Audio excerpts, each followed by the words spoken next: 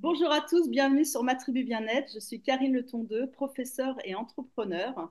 Dans mes entretiens, je donne la parole à des hommes, des femmes, des personnes qui ont eu un parcours inspirant, qui ont fait des choix, qui ont pris des décisions pour vivre autrement, changer de voie professionnelle, par exemple reprendre des études ou vivre à l'étranger. Tous ces portraits vont vous permettre de vous inspirer et de peut-être vous donner à travers leurs leçons de vie, leurs succès, leurs défis, leurs déboires, un élan, une motivation pour changer de voie. N'oubliez pas de vous abonner et pensez que où que vous en soyez dans votre vie, de toute façon, il n'est jamais trop tard pour prendre des décisions et recréer votre histoire et pourquoi pas créer la vie que vous méritez. Alors aujourd'hui, je suis ravie pour cet épisode 3 de recevoir Emmanuel Choussy.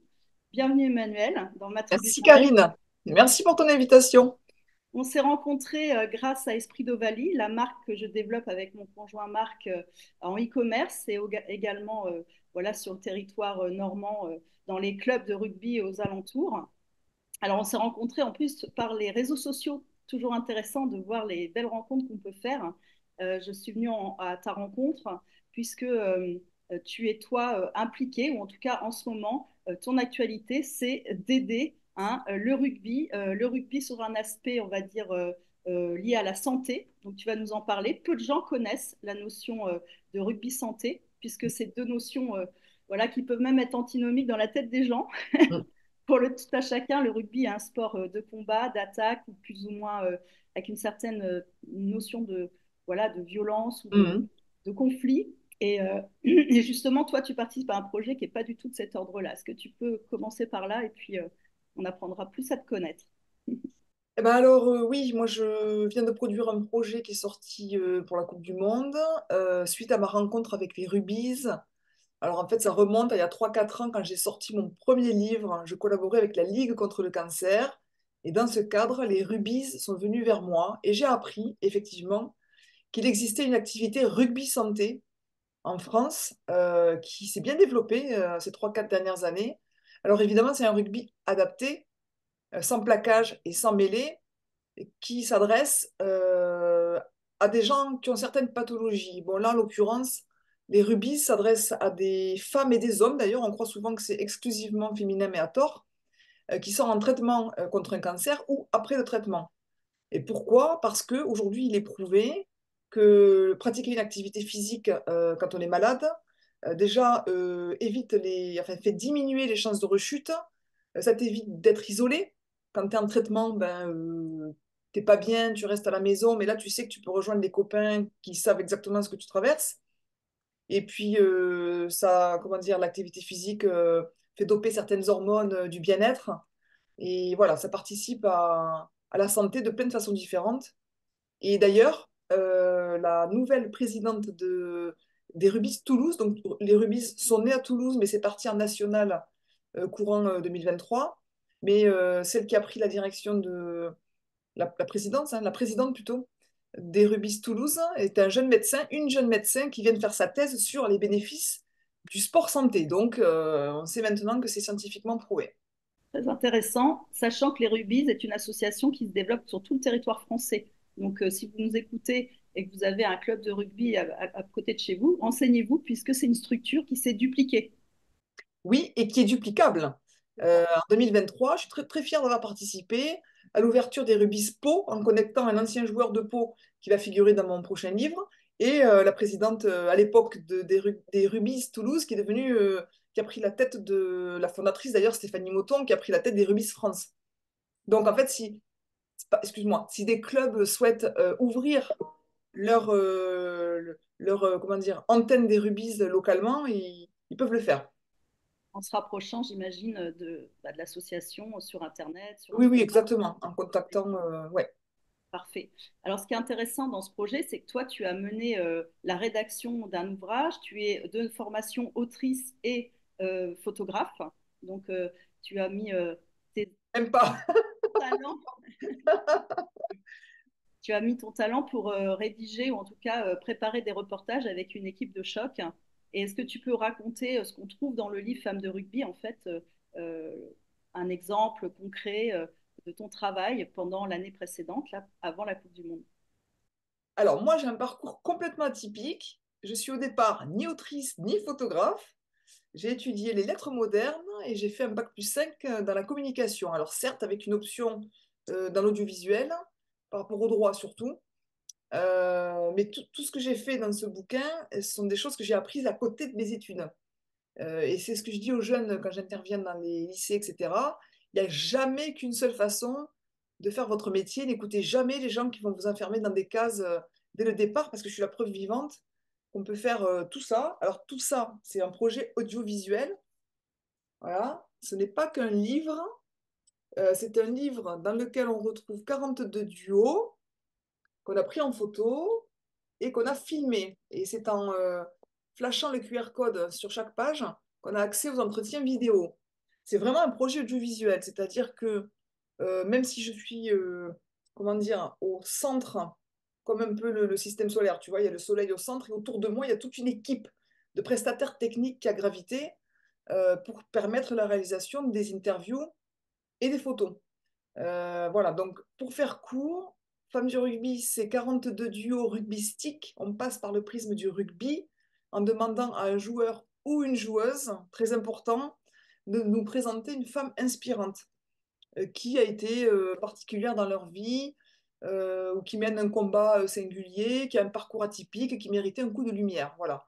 Donc on a vraiment des duos hyper variés. L'idée, c'était d'apporter 42 thématiques différentes par nos 42 duos. Évidemment, si tout le monde nous avait dit je veux poser avec ma maman ou ma fille, on aurait vite tourné en rond, même si chacune est différente. Mais par exemple, voilà, on a le président du Stade Toulousain qui effectivement a choisi sa compagne. Alors on me dit ouais, bah, c'est facile, il s'est pas trop creusé la tête. Mais évidemment, il y a une raison et c'est en flashant le QR code qu'on apprend pourquoi sa compagne a un parcours atypique et pourquoi elle méritait un petit coup de lumière. Voilà, c'est un exemple parmi d'autres, mais on a alors Manodou en couverture. Donc on va pas expliquer pourquoi Laure Manodou est une femme inspirante, je pense pas. Mais par contre, pour savoir pourquoi David l'a choisi, David Roumieux, à Biarritz, c'est vachement intéressant. Bon, il y en a 42 comme ça, donc je vais pas tous te les faire. Et j'ai compris dans ton parcours aussi que tu as mené plusieurs projets autour de la thématique de la femme, parce que ça a l'air Oui, d'être un sujet, mais oui. un fil rouge dans ta carrière. Est-ce que tu peux nous retracer les projets que tu as menés et nous expliquer aussi que tu les as menés sur le territoire nord-américain? Raconte-nous. Ben oui, écoute, alors j'ai été sensibilisée, moi, alors à la fois à la cause féminine et au cancer en même temps quand j'étais très jeune. En sixième, j'ai une amie qui a une leucémie, une copine de classe qui a une leucémie. Donc évidemment, alors tu as tous ceux qui ont peur et qui sont partis, en gros. Et puis moi, en plus, c'était ma voisine. Moi, je me suis plutôt intéressée à ce qu'elle vivait. Et très tôt, ben, j'ai appris qu'il y avait des maladies horribles qui touchaient aussi les enfants, tu vois. 2, 3 ans plus tard, c'est ma mère qui est concernée par un cancer du col de l'utérus. Et donc, ben, très jeune, j'ai été, enfin, j'ai baigné, pas baigné dans la maladie, mais j'ai été sensibilisée à cette thématique qu'on rencontre parfois plus tard dans la vie. Et donc, jeune adulte, j'ai compris aussi qu'il y avait un souci dans le traitement des hommes et des femmes à plusieurs niveaux. J'ai été salariée pour payer mes études, ça a soulevé des soucis de rémunération. Voilà, tout ça a fait que, dès que j'en ai eu l'occasion, en tant qu'artiste, donc on parle de mes projets perso que j'ai menés à côté de mon activité professionnelle, j'ai voulu effectivement mettre en avant la femme parce que moi, je ne suis pas hyper optimiste en ce qui concerne le droit des femmes et je ne vois que des situations qui dégénèrent, qui reculent, des droits qui sont bafoués. Et donc, très jeune, je me suis dit, ben, si on peut accompagner les femmes dans leur épanouissement à tous les niveaux, social, culturel, il faut le faire, quoi. Il faut qu'on s'entraide, en fait. Voilà, très tôt, j'ai eu envie d'une vraie sororité, tu vois. Donc, aux États-Unis, quand j'ai eu l'occasion de faire ma première expo, ben, ça ne pouvait être pour moi que avec mes photos de femmes, des nus artistiques et mes photos de mode. Je faisais beaucoup de mode pour des créateurs et des magazines aux États-Unis. Et je me suis dit, ben, montrons ces femmes, la diversité de ces femmes. Et puis, on peut s'en servir aussi de support pour la Ligue contre le cancer. On peut s'en servir de support pour la prévention des cancers féminins. Autant, tu vois, mêler l'utile à l'agréable. C'est comme ça que j'ai vu cette première expo, qui a été énorme. C'était au Pacific Design Center de Los Angeles. C'est un espace artistique qui doit faire 5 ou 6 fois Beaubourg hein, pour avoir un ordre d'idée, quoi. Et je me suis dit, ben, une expo d'art toute seule, c'est un peu vain. Pour moi, c'est un peu vain. Il faut le mêler à quelque chose d'utile. Voilà. Donc, effectivement, c'est parti comme ça. Et puisque tu parles, tu évoques ton enfance et l'école, est-ce que tu peux nous parler un peu de ton parcours d'écolière? Comment en es-tu arrivée à vivre aujourd'hui de cette passion, ou en tout cas de ce travail artistique? Puisque tu dis qu'à la base, t'étais pas forcément destinée à la photographie. Ah non, pas du tout. Moi, je voulais écrire depuis toute petite. Alors, je voulais écrire, être journaliste ou avocate ou policière pour lutter contre l'injustice. Voilà. C'était mon profil. Mais à 7 ou 8 ans, mon père avait un appareil Canon, un réflexe, hein, comment ça s'appelle? Pas un numérique, hein, je perds le... Un Argent. argentique, merci. Je perds le mot. Et c'est vrai que je lui piquais souvent de son appareil et qu'il y avait déjà une appétence pour le cadrage, quoi. Alors, pas les paysages, mais plutôt mettre des gens dans une situation. Voilà, c'est ça qui me plaisait à 8 ans. Et ça n'a fait que se confirmer dans le temps. Mais c'était un hobby au départ, la photo. Si on m'avait dit, ouais, à 8 ans, je suis allée à Paris, par exemple, mon père m'avait acheté un jetable. Ah, c'était extraordinaire. Je pouvais faire mes propres photos, personne ne me disait comment faire, j'étais libre. Mais si on m'avait dit, dans moins de 20 ans, ça sera ton métier, ouais, j'aurais bien rigolé, quoi, tu vois. Et du Mais coup, tu as, j'écrivais, moi, au départ. ouais, tu as écrit et tu as été finalement formé en faisant. Enfin, disons que Oui, tu es autodidacte d'une certaine manière, puisque tu n'es pas passé par la case de formation qui peut être un CAP photographe ou autre. non, pas du tout. Ouais, c'est ce que j'ai encore expliqué tu sais, au forum des métiers du lycée de mon fils il n'y a pas longtemps. Les études, les études, les études. Aujourd'hui, on a la chance de pouvoir faire ces métiers artistiques à côté d'autres choses. Et le jour où ça devient une évidence, on peut se mettre à notre compte et en faire un vrai métier, tu vois. Mais on peut commencer à côté. Et moi, j'ai jamais fait d'études. Je te dis, j'ai une maîtrise de lettres modernes, option littérature comparée, et je voulais faire une école d'audiovisuel pour écrire pour la télé et le cinéma. Mais comme j'ai été salariée assez tôt pour financer mes études, après 3 ans, j'ai fait un burn-out, mon premier burn-out. Et je ne me voyais pas du tout partir en thèse dans une école d'audiovisuel. Je ne me voyais pas du tout continuer ce statut d'étudiant salarié. Ça m'a complètement miné. Donc j'ai pris le raccourci et j'ai fait un bac+5 un peu plus professionnalisé. Voilà, un master 2 à l'époque dans l'administration et la gestion de la communication. Parce que ça parlait un peu de tout ce que j'aimais, du droit audiovisuel, on parlait de la pub, de l'image de marque. Hein. C'était chouette, c'était voilà, à la croisée de ce que j'aimais bien. Mais effectivement, aucune étude en photo. Par contre, j'ai eu la chance de poser pour quelques photographes entre 15 et 25 ans. Et c'est comme ça, en fait, que techniquement, j'en suis venue à avoir envie d'acheter mon appareil, si tu veux. C'est en posant des questions aux photographes qui me prenaient en photo que j'ai appris la photo, quoi. Voilà. En fait, tu as eu des mentors. La vie t'a mis dans les mains de mentors quelque part. Ouais, c'est un bien grand mot, hein, un bien grand mot. Mais on a répondu à mes questions techniques, en tout cas. Il n'y avait pas à l'époque les tutos sur YouTube, il fallait se débrouiller. Tu t'es renseigné, tu as pris de l'information. Bah, c'est intéressant aussi de savoir que c'est aussi un moyen de savoir ce qu'on veut faire ou ce qu'on veut devenir. Je parle aux jeunes générations, mais peut-être aussi à des hommes, des femmes plus mûrs hein, qui ont déjà une vie professionnelle et qui s'intéressent à d'autres choses. Aujourd'hui, beaucoup de personnes dans notre génération, à toi et moi, même si je suis un peu plus âgée que toi, se posent des questions sur leur voie professionnelle, sur le fait de continuer et pourquoi pas faire autre chose. Et pourquoi pas vivre de sa passion. C'est quelque chose dont on entend beaucoup parler et je trouve pour cela ton témoignage et ton parcours inspirant parce qu'à un moment donné, eh ben, tu as forcé, non pas les choses, mais en tout cas, tu t'es vraiment intéressé à la chose. Tu t'es dit c'est peut-être possible et tu as Ouais, fait voilà. en sorte que ce soit possible. C'est ça. Et est-ce que tu peux nous raconter aussi là-bas, aux États-Unis, cette vie sur le sol américain, qui est toujours une sacrée expédition, le fait d'être expatrié? Oui, alors ce qui est très compliqué pour moi, c'est que ça faisait 7 ans que j'étais à mon compte. Pendant 3 ans, j'ai eu une activité salariée comme responsable de la communication dans une collectivité territoriale, mais mon activité en freelance dans la photo commençait à bien marcher. C'est-à-dire que quand mon époux, à l'époque, qui n'est plus mon époux, m'a proposé cette expatriation, avec notre petit de 2 ans, pour moi, c'était hyper flippant parce que je quittais une activité qui commençait à se pérenniser. Mais bon, j'avais 33 ans, totalement confiance dans mon mariage. Je ne me suis pas trop posé de questions et je me suis dit, c'est aussi une opportunité d'aller faire mon métier à Los Angeles. Alors, petit rappel, je ne connaissais personne et Los Angeles, c'est 22 millions d'habitants. Voilà, donc j'ai quand même rapidement compris en arrivant là-bas que sans agent pour me représenter, pour m'aider à contacter des agences ou des marques, et sans argent pour m'acheter des pages de pub dans des magazines locaux, ça allait être très compliqué. Et je te mens pas, ça a été très compliqué de me faire un nom dans cette jungle de 22 millions d'habitants, en arrivant de Toulouse, tu vois. Voilà.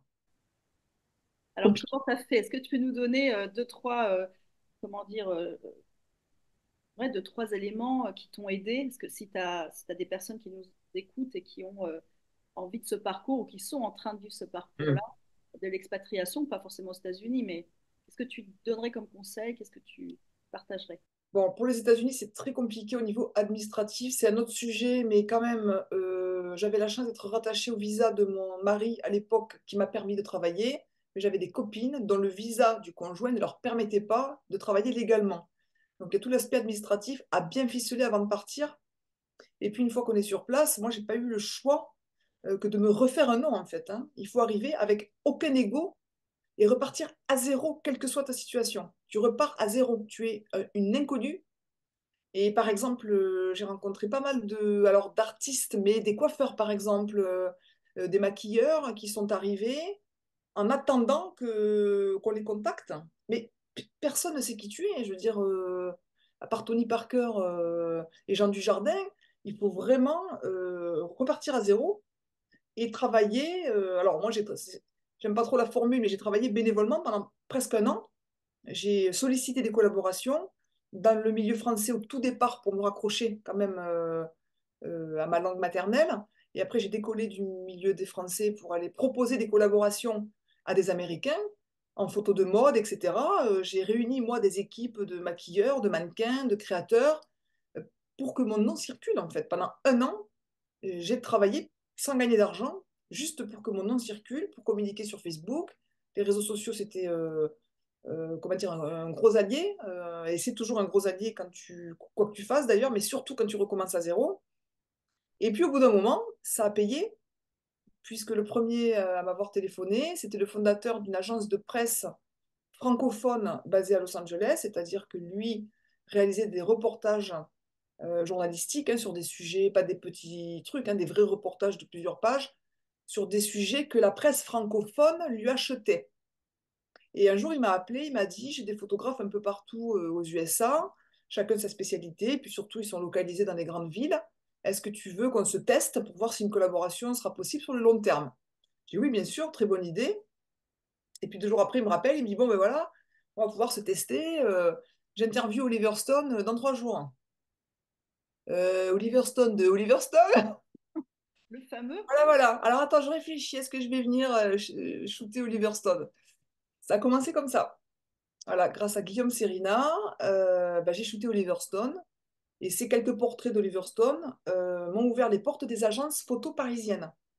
Et là, j'ai l'impression que ça m'a donné une certaine crédibilité. J'étais plus la petite photographe de Toulouse, j'étais la photographe qui a shooté Oliver Stone à Los Angeles. Ça prenait déjà un autre niveau et ça m'a juste permis d'être plus visible. Voilà, ça a été la première step importante, quoi. Parfait. Et comment tu as vécu justement cette vie en dehors de l'aspect professionnel? En quelques phrases, marquez-moi avec les enfants, on a vécu au Canada, donc il y a des choses que je reconnais dans tes propos sur l'administration, sur voilà, plein d'aspects.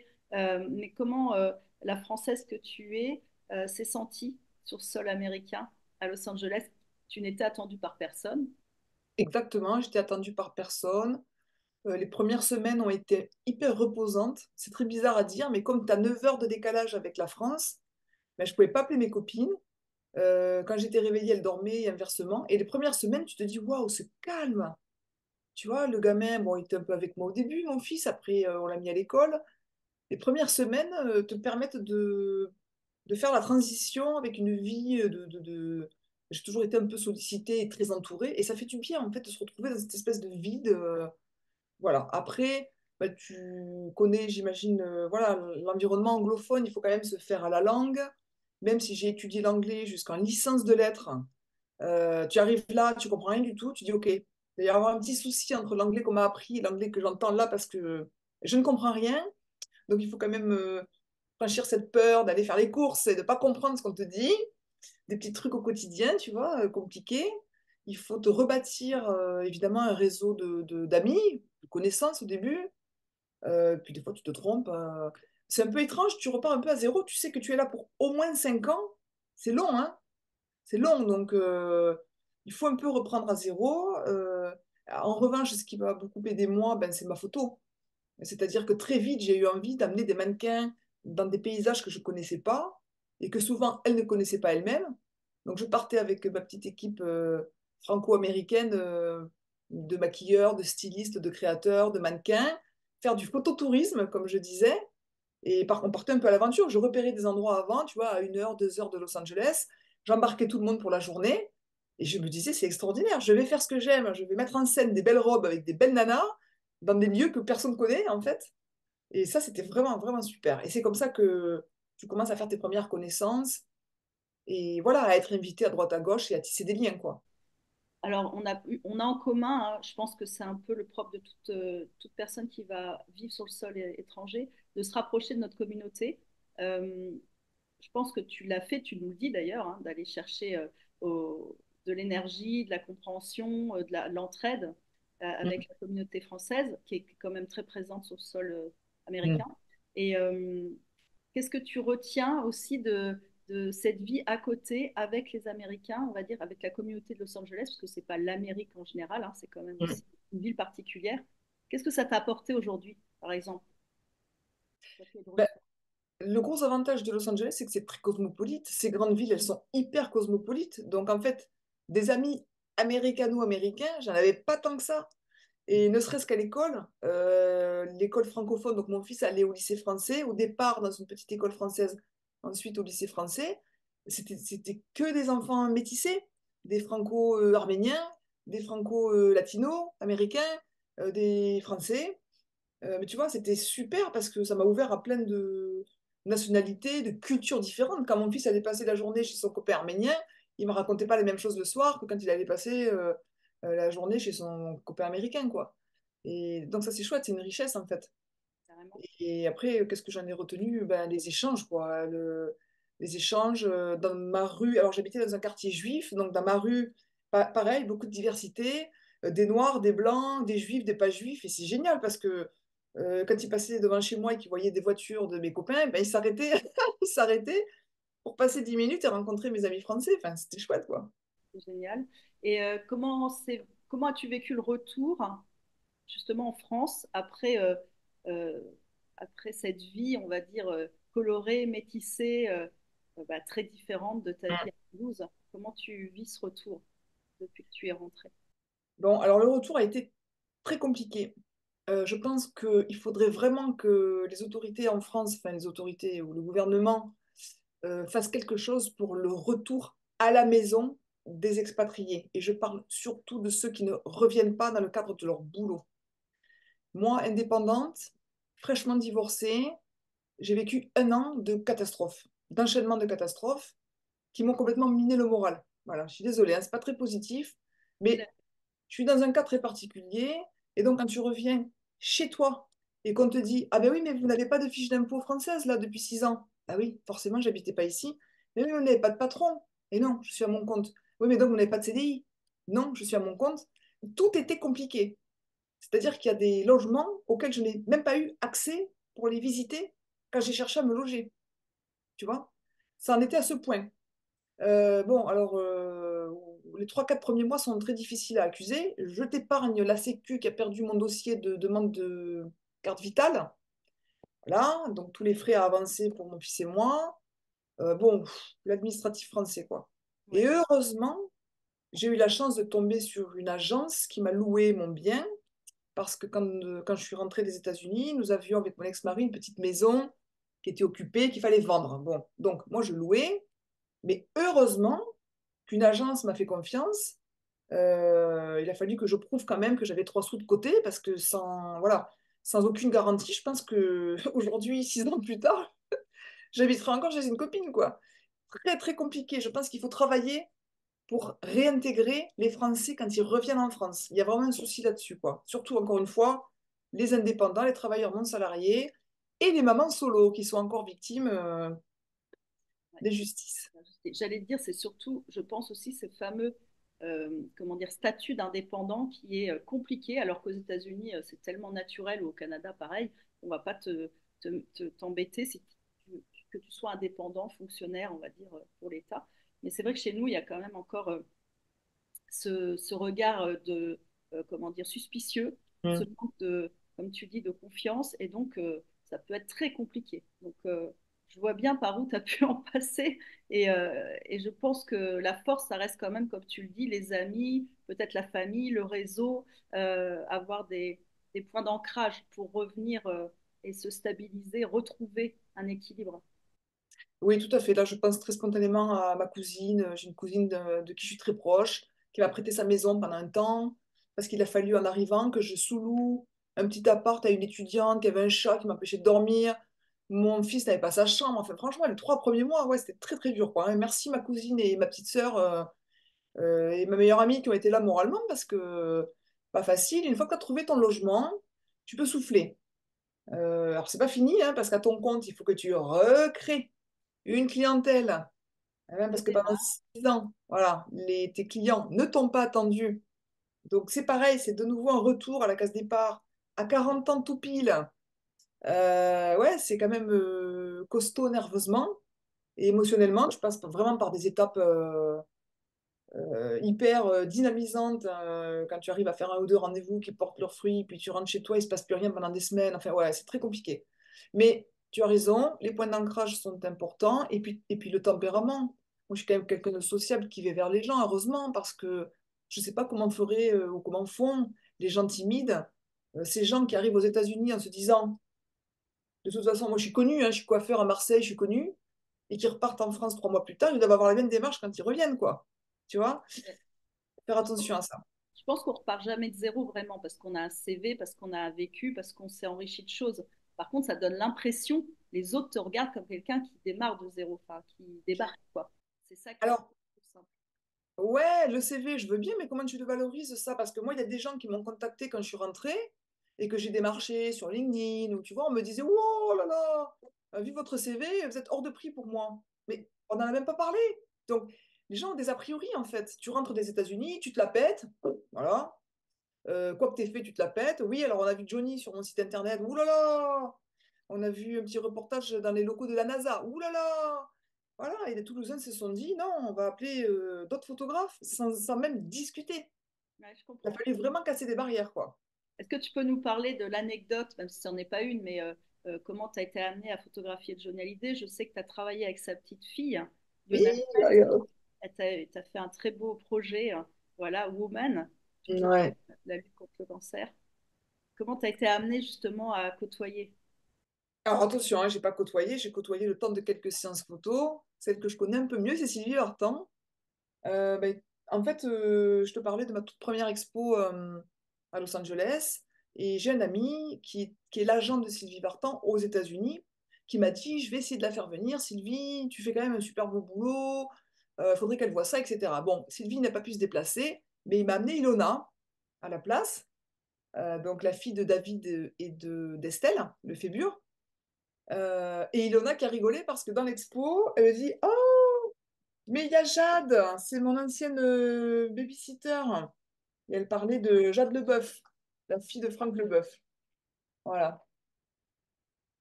Donc ça l'a fait sourire de voir sa nanny dans mon expo.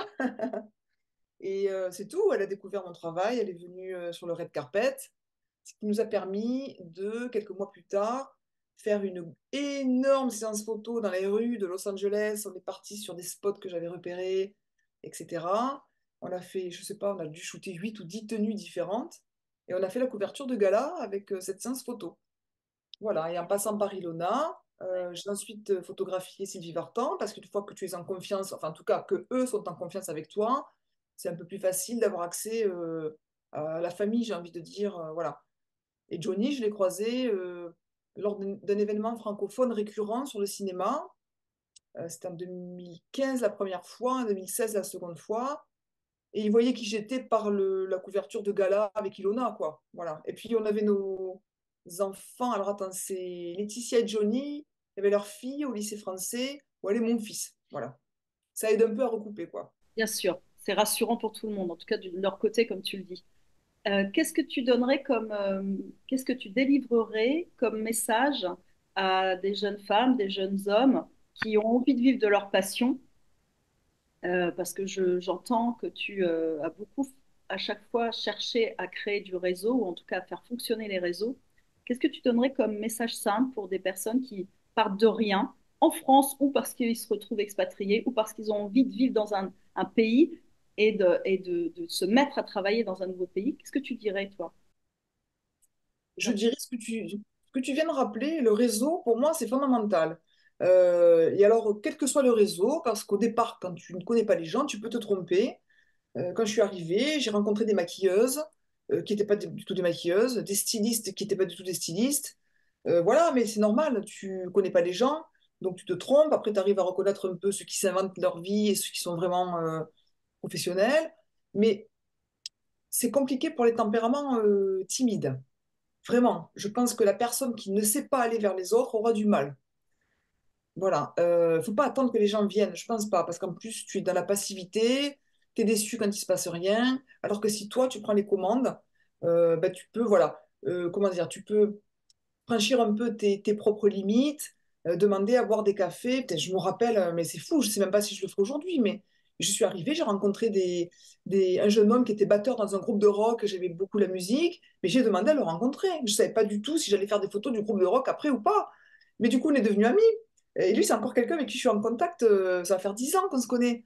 Voilà, il faut pas hésiter à aller solliciter des petits cafés avec des gens dont l'univers nous est familier ou dans qui on se reconnaît. Même des collègues photographes, hein, ils ont moins peur aux États-Unis de cette espèce de concurrence qu'on s'invente en France, mais l'art est pas concurrent, l'art est complémentaire, tu vois. Ils n'ont pas de problème là-bas à te faire venir pour un café, à t'expliquer comment ils bossent, ce qui est facile, ce qui est moins facile. Je pense qu'il faut faire ça. Il faut aller à la rencontre des gens, des francophones au départ, parce que c'est plus simple, hein, effectivement. Et après, il faut quitter ce milieu francophone. Il faut essayer d'évoluer en dehors du milieu francophone, je pense, hein, sinon tu vis pas trop l'expérience d'expatriation à fond. Mais voilà, je n'ai qu'un conseil, aller vers les gens. Tu prends contact sur Facebook, au début dans des groupes Facebook, et tu demandes à boire un café. Voilà, et puis petit à petit, ça se fait comme ça. Et puis un jour, tu rencontres une Française sympa qui vient avec toi au rendez-vous, c'est plus cool, et ton réseau s'élargit comme ça. Voilà. Et ce que tu dis est juste. Je pense qu'il ne faut pas avoir peur de donner de son temps, donner peut-être de ses compétences, c'est-à-dire passer par du bénévolat, savoir montrer à la communauté qu'on est généreux et qu'on peut comme ça rentrer, créer du lien, de la confiance, comme tu dis. Et donc, du coup, à un moment donné, se trouver être quelqu'un d'utile pour faire des choses ou créer, susciter des projets. En tout cas, ton vécu est vraiment intéressant d'un point de vue personnel parce qu'on sait que c'est un effort sur soi qu'il faut faire. Maintenant, je pense que quand on a un pourquoi fort, quand on sait qu'on a envie de mener des choses et qu'on n'est pas là par hasard, quelque part, on crée des occasions où on va les saisir. On dit toujours les opportunités arrivent à ceux qui les saisissent, mais quelque part, c'est ce que tu racontes, c'est-à-dire que tu as su voilà, amener du mouvement, créer du mouvement, te faire connaître et après reconnaître, même si en France, les paillettes effraient ou en tout cas ne t'ont pas rendu service au début. Est-ce que tu peux nous parler de donc, suite à ce retour, ton installation un petit peu chaotique, ce projet Femmes du rugby qui est né l'année dernière finalement? Quels sont tes projets maintenant avec ton agence? Qu'est-ce que tu envisages de faire? Ah, beaucoup trop de projets. Beaucoup trop. Alors, ouais, ça c'est un peu ma qualité slash défaut d'avoir des projets toutes les semaines. Bon, là, j'ai réussi à mener un très gros jusqu'au bout, donc c'est chouette. Mais en fait, avec l'équipe, on a envie de repartir en tournage pour faire la suite de Femmes du rugby. Parce que jamais il faudra cesser de mettre des femmes en lumière. Voilà, ça c'est pour moi, c'est évident. Euh, on continue par le prisme du rugby parce que c'est riche, parce que bah, faut flasher les interviews pour voir un peu la complicité des gens. C'est tellement humainement, c'est tellement fort ce qu'on a vécu. On repart pour un deuxième tome qu'on fera probablement sur un laps de temps plus long. On n'a plus le stress de cette Coupe du Monde en France, donc on va le faire cool, à côté de nos métiers respectifs. On est quand même bénévole dans l'équipe, donc c'est très chronophage et très compliqué de faire converger 5, 6, 7 personnes sur un même lieu à une même heure, surtout qu'on partirait pour du national, là. Voilà, on aimerait bien tourner hors Occitanie. Et voilà, donc ça c'est pour le projet rugbystique. J'ai aussi un projet sur alors le septième art, ou peut-être l'audiovisuel, parce qu'aujourd'hui les séries prennent beaucoup d'importance et les acteurs de cinéma se mettent à tourner des séries. Et donc j'ai en tête de valoriser le patrimoine toulousain lors des tournages sur Toulousain. J'ai été en contact avec Monsieur Hippolyte Girardot il y a 2 ans, avant d'attaquer Femmes du rugby, qui était OK sur l'idée, qui avait bien l'idée de demander à ces gens de passage à Toulouse de choisir un lieu, pour ceux qui connaissent un peu la ville, qui a un lien avec leur histoire, et de poser dans ce lieu en nous racontant l'histoire qui le ou la lie à Toulouse. Voilà, il y a ça dans les tuyaux. Et j'ai un projet sur la food aussi, voilà, qui est en train d'être élaboré. Une fois qu'il sera bien clair sur le papier, c'est plutôt facile à mettre en œuvre, donc je pense que courant 2024, ça va bouger. Parler de ton intérêt de défendre l'image des femmes au travail, l'image des femmes dans leur vie par rapport à leurs droits. Tu es également maman, tu nous as un petit peu évoqué que tu avais un fils. Est-ce que en quelques phrases, tu peux nous dire un peu, lui, comment tu perçois, euh, euh, il a quel âge maintenant? Il a été à l'âge de 2 ans arrivé aux États-Unis, maintenant il est dans l'adolescence. Oh oui, bien dans l'adolescence, il a 15 ans et demi, oui. Ouais. Qu'est-ce que comment tu le vois avec toutes ces années où il a été né en France, il est né en France, pardon. Il a Ben vécu. écoute, quand je repense à cette expatriation, à tout l'aspect créatif qui était extraordinaire, que j'ai un petit peu perdu ici, c'est différent ici, quand je repense aux difficultés que j'ai traversées et surmontées, je me dis que malgré tout, ce qu'il en reste, ben, c'est du positif, évidemment, surtout pour mon enfant, qui n'était pas conscient de sa chance à 8, 9 ans quand on est rentré, mais qui aujourd'hui est parfaitement conscient qu'il doit à son papa notamment, qui a piloté le déplacement, le fait d'être complètement bilingue à 15 ans et demi, parce qu'il a fait 6 rentrées scolaires là-bas. À 1 an, il était capable de faire des phrases, donc à un an après notre arrivée, donc à 3 ans et demi, il tenait des discours en anglais. Enfin, c'était quand même un apprentissage très rapide quand tu es en immersion. De toute façon, je pense que voilà, ça va vite. Mais aujourd'hui, à 15 ans et demi, il passe d'ailleurs, prépare l'équivalent du bac américain en même temps que son bac français. Il est dans un cursus bilingue au lycée et il n'a qu'une envie, c'est de partir étudier aux États-Unis. Donc c'est une chance extraordinaire pour lui, cette ouverture vers le monde anglophone, on va dire, et il en est parfaitement conscient et très heureux aujourd'hui. Donc ça, c'est quand même une super victoire. C'est intéressant parce qu'il y a beaucoup de... Moi, la première, quand je suis partie, j'avais une quarantaine d'années avec nos enfants en bas âge et on craint toujours un petit peu pour eux. On se dit, bon, nous, on fait un choix, il est peut-être en fait égoïste. Mm.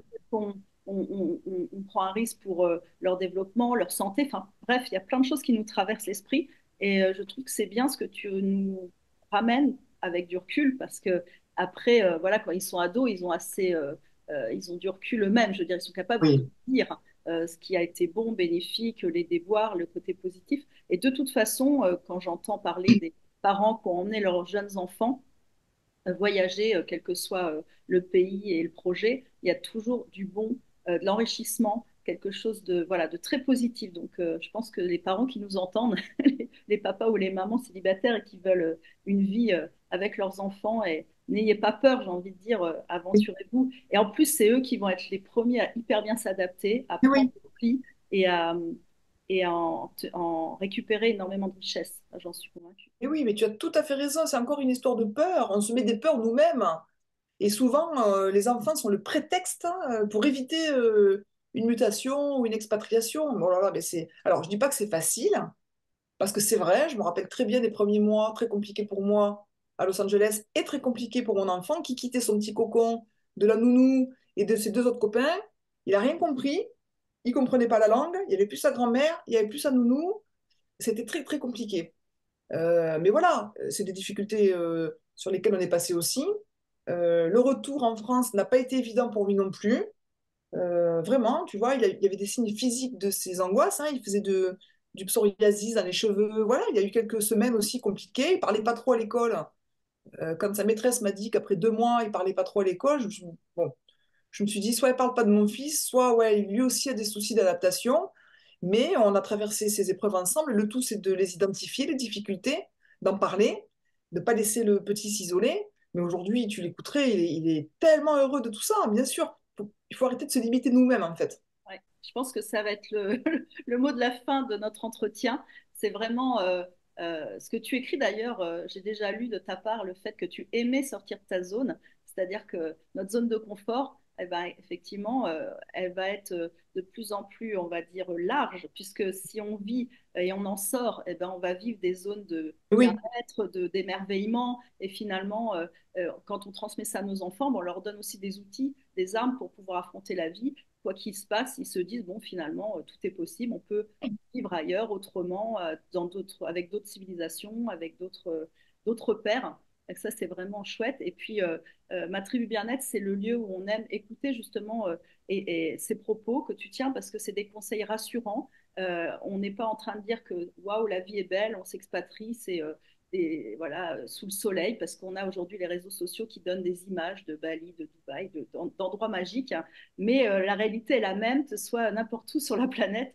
Il faut repartir, réintégrer, recréer des réseaux, sortir de sa zone, aller vers les gens, réconforter ses enfants, leur donner aussi les outils pour affronter cette nouvelle vie. Et tout ça, finalement, ne fait que nous enrichir tous et nous faire vivre de belles expériences. Je te remercie beaucoup, Emmanuel. On peut te retrouver sur les réseaux, justement, comme on s'est rencontrés via oui. Instagram.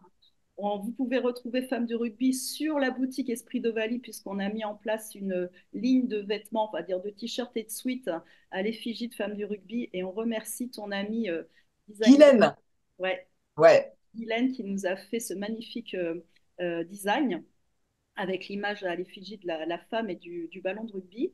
Et donc, tout l'argent revient évidemment à ton association. Femmes du rugby, c'est une association pour laquelle tu œuvres avec des bénévoles afin de, voilà, de valoriser les rugbys, de valoriser le rugby santé, de valoriser l'activité physique pendant la maladie et après la maladie. Encore une fois, tout ça pour le bien-être de chacun. Alors, merci encore, Emmanuel. Non, Pense, merci. pardon. Bah, excuse-moi, Karine. Oui, merci à toi pour ton invitation et cette tribune. C'était très chouette. Merci à toi encore. Et puis, retrouvez-nous évidemment sur ma tribu bien-être ici. N'hésitez pas à vous abonner, à partager si tous les propos qu'on tient vous font sens. Peut-être que vous penserez à des amis, des copains, des copines, la famille, qui ont besoin d'entendre ce genre d'entretien pour prendre des décisions, pour peut-être voilà, être motivé, inspiré et pourquoi pas changer de voie, recréer sa vie. C'est toujours possible. Il n'est jamais trop tard. Il n'y a pas d'âge pour ça. Je vous souhaite une excellente. Non, et puis la peur qu'on a tous un jour ou l'autre dans le ventre, il faut la transcender et en faire quelque chose d'utile. Voilà. C'est normal d'avoir peur. Merci pour ce beau mot de la fin. Merci à toi, Karine. Au revoir.